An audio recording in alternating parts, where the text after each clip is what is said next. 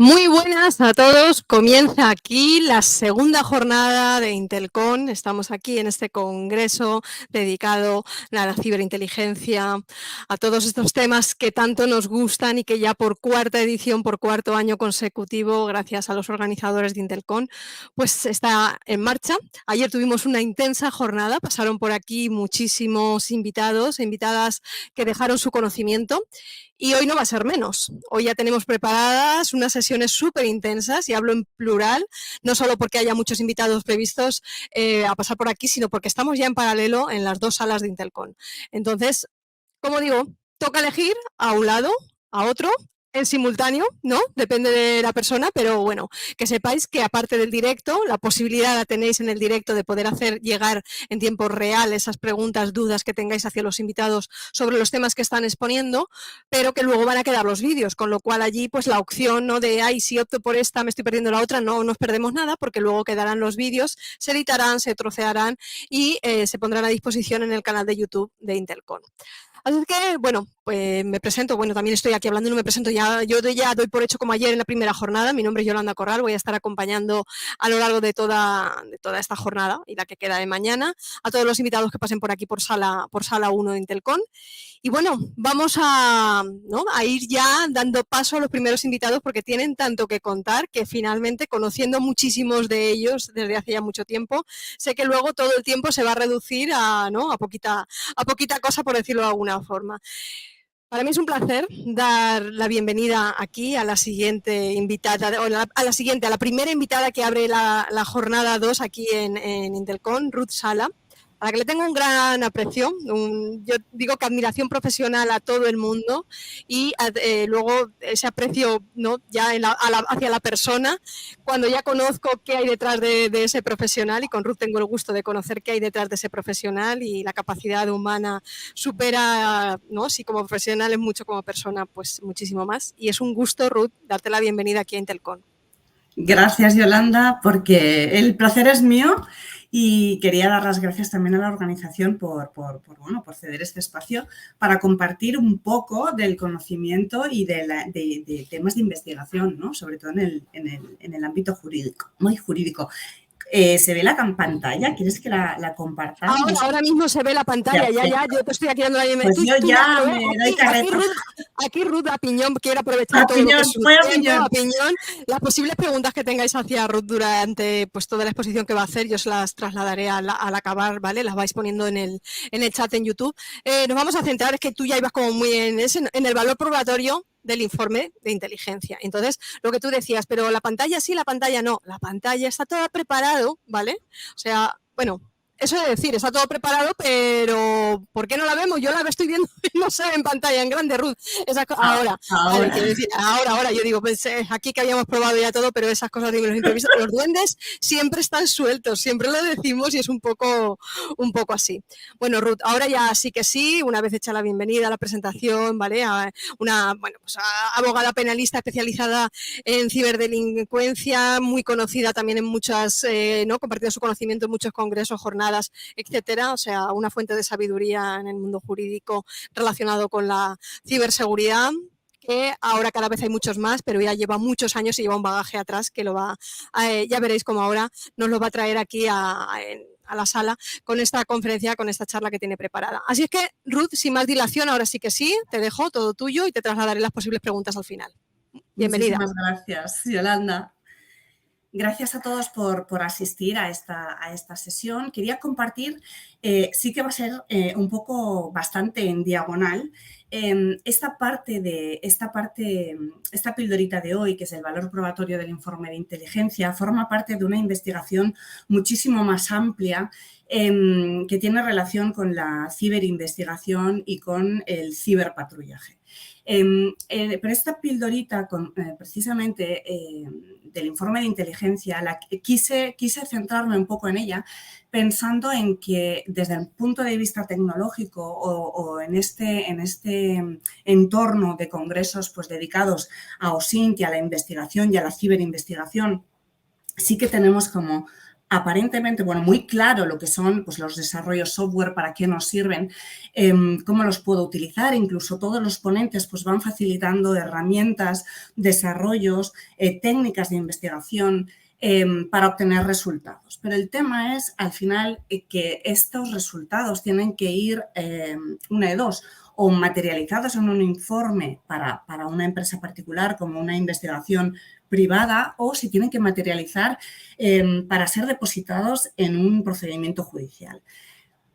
Y nadie se ha planteado cuál es el valor de esa información, o cómo la ubicamos, o si tiene entidad propia. Entonces, en el itinerario de la ciberinteligencia, la ciberinvestigación y el ciberpatrullaje, quise darle un espacio para intentar averiguar no solo qué conocemos del informe OSINT y qué valor, y si conocemos realmente desde el punto de vista jurídico, no solo los cuerpos policiales, o no solo los investigadores privados o los informáticos, sino los propios jueces y fiscales y abogados, qué tipo de conocimiento tienen acerca de lo que es el informe OSINT. Lo cierto que es que el informe OSINT en sí es una investigación en fuentes abiertas. La literalidad sí que nos transmite que ha de ser en fuentes abiertas. Esto quiere decir que recoge de los resultados de lo que se recoja, se tiene que aplicar inteligencia, es decir, un punto de intervención del sujeto para hacer una interpretación que no va a ser de manual, ni de libro, ni matemática, sino que desde un punto de vista subjetivo vamos a darle un valor a una determinada investigación. ¿Cuál es la peculiaridad que vamos a tener que trabajar? Y trabajamos y trabajáis todos los que utilizáis herramientas de investigación OSINT, tanto cuerpos de seguridad como peritos, como investigadores, trabajáis con identidades supuestas. El riesgo, ¿cuál es? ¿Riesgo o no riesgo? Lógicamente todos nos manifestamos o todos nos expresamos en las redes con una identidad supuesta, muchas veces que no nos identifica personalmente y mucho menos profesionalmente. El riesgo viene cuando quien está actuando como tal forma parte de los poderes públicos. En este caso podría ser un fiscal investigando, que no se daría normalmente el caso. Quien investiga es la policía judicial y normalmente lo van a hacer con identidades supuestas. ¿Cuál es el riesgo? Pues el sistema constitucional lo que pretende es proteger a los individuos frente a las acciones de los poderes públicos, y en este caso nos va a proteger, nos debería estar protegiendo frente a una intervención policial hecha mediante ocultación, un perfil oculto que no lo identifiquemos, y nos va a prevenir o nos debería proteger frente a una intervención o una interacción que pueda estar haciendo el policía con nosotros o con el investigado para obtener información. Hay como varios sujetos que pueden intervenir en un informe OSINT, que son los particulares, profesionales particulares, y los que pertenecen al sector público, ¿no? Entonces, ¿qué legitima a unos y a otros, ¿no? ¿Qué es lo que valida su actuación?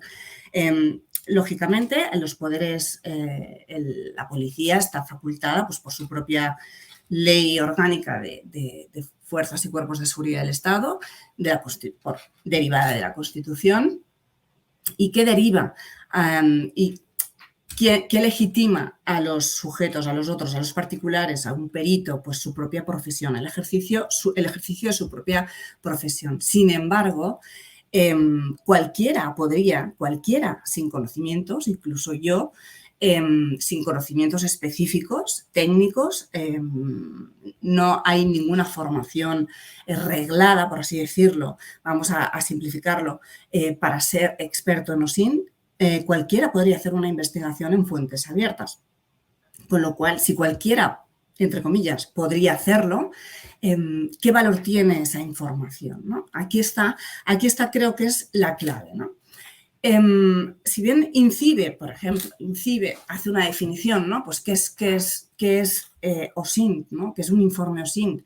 Pues es aplicar inteligencia a todos los resultados obtenidos en fuentes abiertas. Lo de fuentes abiertas se repite de forma insistente. ¿Porque qué significa esto? Pues que aquí hay podría haber un conflicto en el acceso a la red cuando estuviéramos hablando no de espacios abiertos, sino espacios semipúblicos, como podría ser una red social, o espacios privados, como podría ser un chat privado dentro de una propia red social. En un entorno, dentro de la investigación que estuve llevando a cabo, sí que planteé varias cuestiones. A un entorno cerrado era una formación dedicada para unas 120 personas, en las que estaban mezclados pues, policías, jueces, fiscales y abogados. Entonces, quise realmente conocer qué nivel de conocimiento tenían ellos de lo que era el informe OSINT. Lo sorprendente o no sorprendente para que nos veamos que en este entorno de Intelcon nos estamos manejando con una soltura y entendemos como muy evidente lo que es OSINT y lo que son las técnicas de investigación de inteligencia, pero más allá de los círculos específicos o especialistas, ante la pregunta de qué es OSINT, pues de unas respuestas de 44, hay quien dice que sí que conoce lo que es OSINT y hay otros que desconocen el concepto. Pues fue sorprendente porque en un entorno en el que estaba dedicado a una formación para la investigación, con todos los operadores jurídicos, prácticamente de la mitad, un 25% de los que contestaron, el 25% de los asistentes desconocía que era OSINT, ¿no? En otra cuestión, quise indagar quiénes, no solo de los que conocían, entiendo yo, lo utilizaban o no lo utilizaban o lo habían incorporado a los procedimientos judiciales.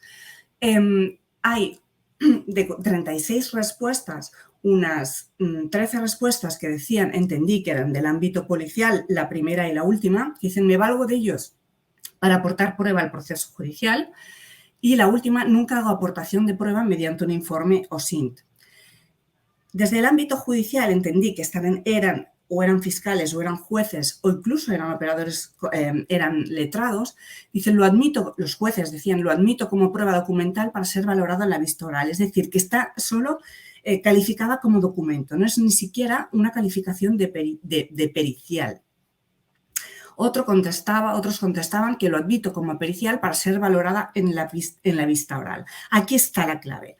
Aquí está la clave. Es un simple documento, es una pericial. Aquí está el debate jurídico, pero tampoco creáis que es muy profundo, porque tampoco nadie se está debatiendo o está contrarrestando esas informaciones que se están presentando como parte de unas investigaciones en fuentes abiertas.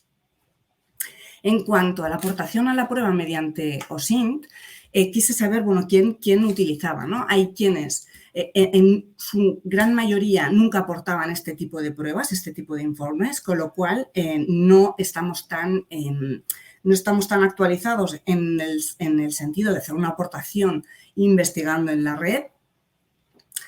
Recabo arriba del todo, recabo yo mismo la prueba mediante técnicas OSINT, cualquiera, incluso yo misma como letrada podría hacer una captación de prueba para alimentar incluso la demanda o la denuncia o el procedimiento que proceda.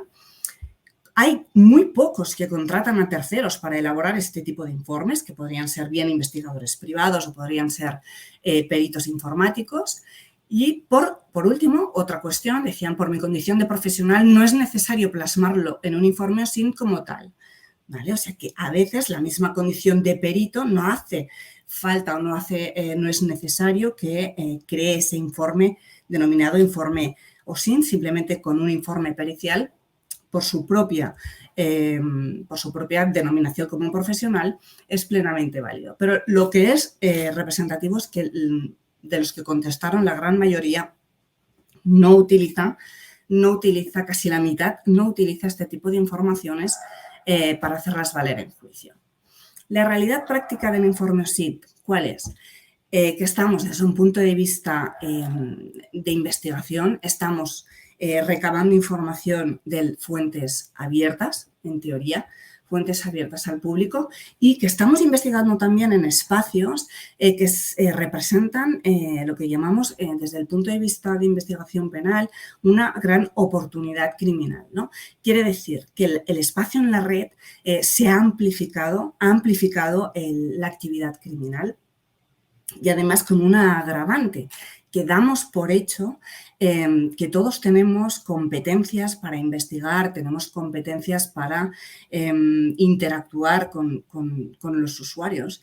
Y la realidad, mientras me he estado muchos años pensando que las mismas normas penales a día de hoy podrían funcionar o ser asimilables en el mundo digital, a día de hoy puedo asegurar que creo que necesitamos una gran reforma para regular sobre todo la actuación de los poderes públicos, de los cuerpos y fuerzas de seguridad del Estado en el ciberespacio, porque no hay absolutamente ninguna herramienta jurídica que pueda hacer una auditoría, no solo de las herramientas que se están utilizando, sino de la técnica y de los mecanismos que se están empleando para hacer investigaciones y para hacer extracción de información en investigaciones, o sea, para hacer aportación en investigaciones. No voy en contra de nadie, no voy en contra de los poderes públicos, pero creo que todos tendremos que tener, incluso los particulares, una serie de regulaciones en el cómo se investiga en el ciberespacio y cómo se hace esa aportación al procedimiento judicial. En el tránsito, ¿no?, de esta investigación, pregunto, ¿utilizas identidades supuestas para investigar? Obviamente, únicamente hay quienes, los policías dicen, sobre todo, investigan, o los peritos investigan por identidades supuestas únicamente cuando se trata de espacios de trabajo, trabajo o investigación, para la investigación. Realmente resultaría absurdo identificarse como policía si estoy haciendo una investigación.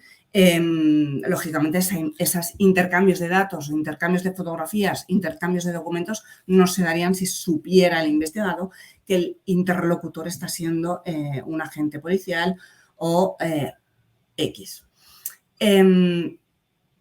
Normalmente se trabaja en fuentes abiertas, en investigación, en captación de datos en la red, para ser incorporados mayormente a un procedimiento judicial. El concepto del debate jurídico que yo me planteo siempre, ¿no?, cuando viene un informe policial en formato de atestado y te dice, he llegado a esta conclusión. La pregunta es, ¿y cómo has llegado a esta conclusión? Nunca, prácticamente, nunca se escribe el detalle como si fuera una investigación científica, no solo cuerpos policiales, sino muchas veces también los peritos, el detalle de dónde has obtenido la información y cómo la has obtenido. ¿Por qué es importante? Es importante si la has obtenido de fuentes abiertas, porque entonces estamos en igualdad de condiciones. Si la hemos obtenido de una red privada, es decir, que has tenido que dar un paso más introduciendo un usuario y un password, y qué expectativa de privacidad podría estar teniendo la persona con la que se está interaccionando o de la cual se está recabando información. Las fuentes de prueba, ¿cómo las he obtenido? Una investigación en OSINT para mí tendría que ser exactamente igual que un proyecto científico, es decir, cualquiera podría reproducir los mismos pasos para validar el resultado. Esto queda muy bonito dicho, pero la realidad también es desventaja. La prueba digital escapa. Las personas investigadas cambian de nombre. Incluso pueden cambiar, pueden ir saltando de una red a otra, ¿no? Entonces, ¿cómo reconocemos si la prueba que se está aportando y se ha recogido ha sido válidamente obtenida y si se han respetado los derechos de los investigados? Pues nadie se lo está cuestionando. Yo todavía, a día de hoy, he de decir que no ha habido nadie que se haya planteado el cómo se ha obtenido y el de dónde ha salido toda la información. ¿Por qué tiene relevancia? Tiene relevancia porque una prueba ilícitamente obtenida irá encadenado a arrastrar negativamente la ilicitud al resto de pruebas que traiga detrás. Bien. Os he dejado unas pequeñas referencias porque sé que las presentaciones se comparten. Hay unas referencias tanto de sentencias como de bibliografía para que podáis chequear, incluso cuestionar cosas en otros profesionales bueno, en otros profesionales, es decir, si estás en un procedimiento judicial, quizás te da la chispa, hay sentencias que cuestionan muchas cosas de la prueba obtenida en la red, si es en espacios públicos o en entornos privados, pues para reconducir o para cuestionar las pruebas en un procedimiento judicial. La realidad es que a las pruebas obtenidas en la red se les tiene que aplicar inteligencia y no solo se les aplica la metodología de la inteligencia pura y dura en sentido estricto, tal y como señala el CNI en sus publicaciones, sino que además está sujeto no solo a una metodología y a una técnica, sino además hay un valor de valoración del resultado por el sujeto investigador, ¿no? Aquí es donde muchas veces por ejemplo, en alguna investigación nos hemos encontrado que el resultado final coincidía en 2 personas exactamente con el mismo nombre y apellidos, ¿no?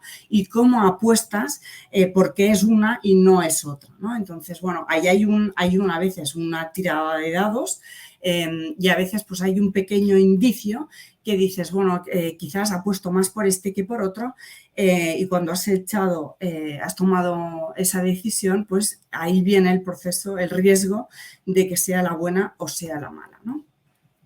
La realidad es que para hacer una investigación OSINT no se necesita autorización legal, no necesito tampoco tener ningún tipo de competencia profesional. Sí que estamos sujetos todos porque esta información que vamos a extraer tiene que estar hecha bajo los principios de legalidad y de imparcialidad.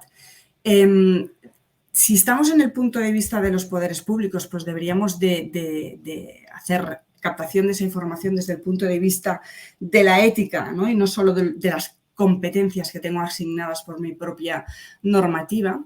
Los peritos de parte pues, se regirán por sus principios de ética profesional y los límites que tenemos todos en la captación y presentación de prueba pues, serán siempre el ordenamiento jurídico y los derechos de los individuos, ¿no?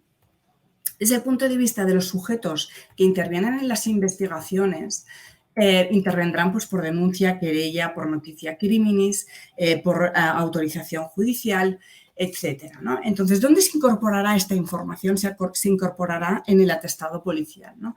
Y va a servir, es muy importante la información que incorporan pues, los agentes del policía judicial, es súper importante porque el Ministerio Fiscal la tiene muy en cuenta en el momento de hacer la calificación, ¿no? Y de ahí esa importancia.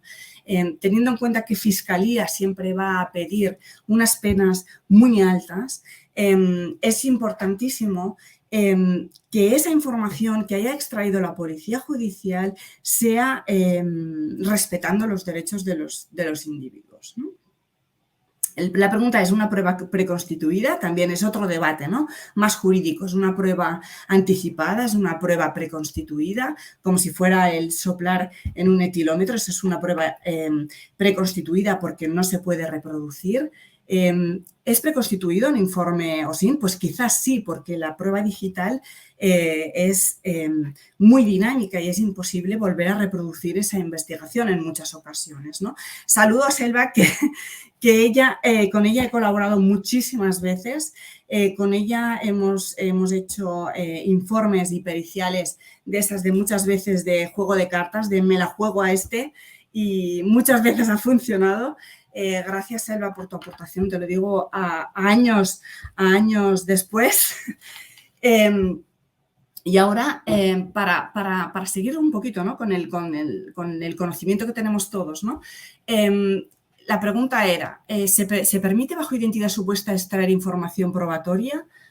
Hay quien duda, no sabe si no es posible, solo se permite bajo identidad supuesta otorgada mediante autorización judicial. Esta pregunta lanzada al aire tampoco no se especificó quién estaba autorizado a actuar bajo identidad supuesta. Solo interactúa con el usuario el agente encubierto informático. Aquí ya la estábamos liando un poquito más. Y luego, lo que era muy importante, no tengo claro cuándo es legítima la prueba obtenida interactuando con el usuario en las redes, ¿no? Para mí esto me parece un punto muy crítico porque los investigadores no tienen muy claro cuál es su papel y el impacto tan grande que puede llevar o qué efectos puede tener en el proceso judicial, ¿no? Desde el punto de vista de un particular o de un perito judicial, está haciendo pues, inteligencia sobre datos públicos, se supone, utilizará herramientas propias o compradas o se hace valer de diferentes. Los peritos, los que son informáticos por defecto, está bien porque sobre herramientas que ellos contratan, aplican su propio desarrollo, con lo cual hacen una investigación exponencialmente muchísimo más eficiente. La realidad es que no se requiere ningún tipo de título especial para hacer una investigación con OSINT, ni existe tampoco, que lo tengamos claro los que seamos usuarios o que nos hacemos valer de este tipo de investigadores, que no existe un profesional OSINT como tal. El particular investigador o el perito, ¿en qué se diferencian? Cualquiera podría hacer un informe OSINT si conoce las técnicas, pero el perito le va a dar siempre muchísimo más valor a ese informe porque va a pasar directamente dentro de los medios de prueba que uno puede hacer valer en juicio a una categoría como superior, que primero estaría el informe, por ejemplo, policial de los cuerpos y fuerzas de seguridad, pero la pericial tiene un valor top 10 a la hora de presentar este tipo de informes. No me quiero extender muchísimo más. Sí que es importantísimo utilizar OSINT porque así como en el mundo analógico el evento está estático y las pruebas son las que son, en el entorno digital las pruebas son dinámicas y es importantísimo poder acudir a este tipo de procedimientos de investigación. Y la realidad, desde el punto de vista ya de los juzgados, es que nadie tiene claro qué tipo de prueba es un informe OSINT. Si es una prueba anticipada, si es una prueba preconstituida, si es un documento, si es una pericial. Y luego, ¿qué valor tiene el perito, ¿no? Ahora hay una guerra con los peritos, ¿no? Que tiene que ser un graduado en informática, tiene que además estar colegiado. No nos dejemos engañar porque yo os recomiendo a los profesionales del derecho que investiguéis realmente si un perito puede o no puede hacer un informe OSINT, que sí que puede, no hace falta que esté colegiado, porque no es una profesión que requiera la colegiación para su ejercicio y sí que os recomiendo que os apoyéis en ellos para hacerlo valer en juicio. Como medio de prueba, ¿qué es? Un mero documento, es una pericial, es una información incorporada al atestado policial. No tengo claro de qué medio de prueba se trata. Estas respuestas, recordemos, que son entre policías, fiscales, abogados y jueces. Y dentro de la misma sesión, de aquella clase específica para profesionales, para operadores jurídicos, como veis, no está muy claro el conocimiento que tenemos acerca de lo que es un informe OSINT. Aquí os he dejado una serie de sentencias donde el debate jurídico es, como decimos los juristas, no es un debate pacífico. Hay sentencias del Tribunal Supremo, que es como el Tribunal Supremo es el que marca la guía y el hacia dónde hay que tomar esas resoluciones, las interpretaciones, y hay soluciones para ambas partes, para pericial y para documental. Y una de las interpretaciones que me gustan mucho es un voto particular de esta sentencia, que es el perfecto Andrés Ibáñez, que cuestiona sobre los informes policiales de inteligencia, les llama, dice, es un tópico de la teoría de la prueba en el proceso que la pericial es aquella en la que el juez se vale del auxilio de expertos. Dice, pero cuando resulte preciso realizar investigaciones u obtener datos o conclusiones que requieran particulares competencias técnicas, científicas o artísticas. Pero las aportaciones policiales de las que aquí se trata, dice, no son de carácter pericial. Dice, el agente policial que haciendo uso de ellos investiga un cierto sector de la criminalidad podrá saber más del mismo que el juez, pero el suyo no es un conocimiento de clase distinta del que se obtiene normalmente a través de pruebas testificales y pone a contribución para aplicar la presunción de inocencia como regla de juicio o para comprobar si ha sido correctamente aplicada. La pericial de inteligencia, más que secular, es atípica, dice este voto particular. Dice, por lo ya expuesto y porque no solo no está legalmente prevista, sino que rompe abiertamente los criterios legales y doctrinales consolidados de clasificación de los medios de prueba. De ahí que, en contra de lo que se dice, no es nada que impida su utilización, es que ésta carece de legitimidad legal y de todo sustento teórico, pues solo se justifica por el propósito meramente pragmático de conferir en el enjuiciamiento un rango privilegiado a datos policiales de archivo que, de estar rigurosamente a la ley y a la jurisprudencia antes citada, no tendrían más valor que el propio atestado. Es decir, que rebaja este voto particular, rebaja la investigación de un policía en fuentes abiertas de una investigación, un informe de inteligencia, le quita la categoría de pericial y lo rebaja simplemente a un documento atestado a ser verificado en calidad de testigo por el propio investigador. Y aquí este doctor que pertenece a la Guardia Civil, hizo un doctorado buenísimo y encuentra un área media, un terreno de nadie, le denomina testifical pericial y aporta esta sentencia un poco para encontrar el término medio, ¿no? Y por último, pues las cuestiones a debate pues serán, ¿no? Pues si es auténtica, si es íntegra, quién tiene la competencia, si alguien cuestiona la licitud de los medios empleados y si es necesario pues contemplar pues todos los requisitos previos, ¿no? Conclusiones. El informe pues OSINT pues puede ser considerado como prueba documental. Yo me decanto porque porque la prueba de pericial la da el sujeto que la aporta, en este caso si la aporta un perito será pericial, si la aporta un policía formará parte del atestado, o será una mera documental, se apoyará en la testifical del propio investigador, así que será el mismo profesional el que le dé y que le otorgue el rango que le corresponda. Por mí, nada más, ha sido un poco en diagonal, rápido. Sé que no es clarificador porque sigue siendo una cuestión no pacífica, pero lo esencial es respetar los principios del ordenamiento jurídico, el respeto a los derechos de los individuos en el momento de la captación de la prueba y la licitud de los medios que se emplean. Muchísimas gracias. ¿Algunas preguntas? Dudas, preguntas, comentarios, todo lo que sea bienvenido, ¿no? Para la estupendísima Ruth, de verdad, qué clarificación, ¿no? Al final, hablábamos en los previos, ¿no? Estábamos tú y yo ahí y dice, bueno, vengo a hablar del valor probatorio del informe, ¿no? De inteligencia para decir, ¿no? Directamente que es el valor de esa prueba sin un perito y sin una cosa, hay que ver, ¿no? O sea, directamente, pero sea en diagonal o sea pasito a pasito, hay que ir desgranando, ¿no? Todo ese tipo de cosas por la importancia que estamos viendo que tiene, ¿vale? Directamente. La gente está más, mira, saludos de Venezuela, o sea, ultra importante ¿no?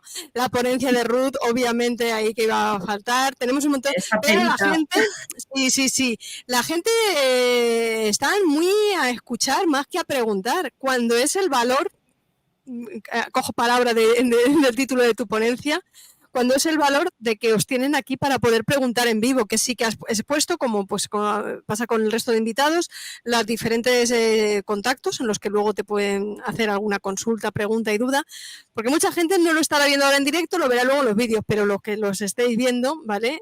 Directamente hay que aprovechar en ese momento. Bueno, son desde el lugar privilegiado, ¿no? De decirlo de alguna forma, pero existe mucha diferencia entre países. Estamos hablando de ¿no? el valor probatorio del informe. Y entre países, pues puede, ¿no? La legislación hay veces que puede presentar ahí unas características. Bueno, al final, claro, no es entre países, al final es el valor que tenga esa prueba en concreto. Los medios de prueba la prueba es infinita, puede ser cualquier cosa. Ahora mismo se están aportando incluso capturas de pantalla sin cuestionar si la otra parte la puede haber manipulado o no, ¿no? Entonces, pruebas hay muchísimas. Lo que pasa que los medios de prueba que se pueden hacer valer en juicio son documentos, informes periciales, testificales y los atestados policiales, ¿no? Entonces, las únicas diferencias es el valor que al resultado de esa investigación le vamos a dar. Si es un documento, entonces, jerárquicamente tiene muchísimo más valor una pericial firmada por un perito judicial, a un simple documento, ¿no? Porque vamos a cuestionar la validez no solo del documento, sino de la persona que lo aporta, ¿no? ¿Quién es este, no? Sí, sí, es como una escala de valor, ¿no? Entre las diferentes pruebas, pero las pruebas tampoco puede haber una innovación terrible. Quiero decir, las pruebas son las que puedes llevar. Quiero decir, no es aquí vamos a innovar en el tipo de pruebas a presentar. Es que no puede ser la cosa como tú dices. Es como un mail, la jerarquía. Puedo aportar un mail impreso o lo puedo aportar con un certificado digital o lo puedo aportar con una pericial que lo he extraído del servidor. Es muy diferente el nivel. Cambia la cosa y sigue siendo un correo electrónico, o sea, la prueba es el correo electrónico, pero cómo se presenta esa prueba. Entonces es lo que hay que ver y es la miga que hay que desligar en ese sentido. Bueno, pues como, mira, me reafirmo ¿no? Tomando palabras textuales de Rafael, ¿no? Que dice, excelente ponencia, pues eso te digo yo, excelente ponencia. Ruth, sabes que es un placer inmenso siempre escucharte, ¿no? Nos ha servido también un poco de ese reencuentro, ¿no? Intelcon para conectar, siempre conectadas, pero para conectar de otra forma, ¿no? En vivo. Y bueno, pues desde la organización darte las gracias porque hayas estado aquí, sea diagonal o no, es muy importante el tener fijadas estas cosas para, ¿no? El punto de partida desde el que tirar. Así es que quiero darte las gracias porque hayas estado aquí compartiendo conocimiento con todos nosotros, Ruth. Muchas gracias. Muchísimas gracias a vosotros.